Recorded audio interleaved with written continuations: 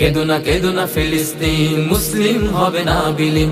কেদো না ফিলিস্তিন, ইসলাম হবে না বিলীন। কেদো না ফিলিস্তিন, মুসলিম হবে না বিলীন। কেদো না ফিলিস্তিন, ইসলাম হবে না বিলীন। ইমামউদ্দিন, সালাউদ্দিন, বাইবার নুরউদ্দিন ইমানের বলে বলিয়ান হয়ে নেমেছিল ময়দানে। ইতিহাসের ওই পরতে পরতে লেখা আছে যে কৃষ্ণকালীতে তাতার নাজারা কুফফার সব পালিয়েছে ভীতুবনে।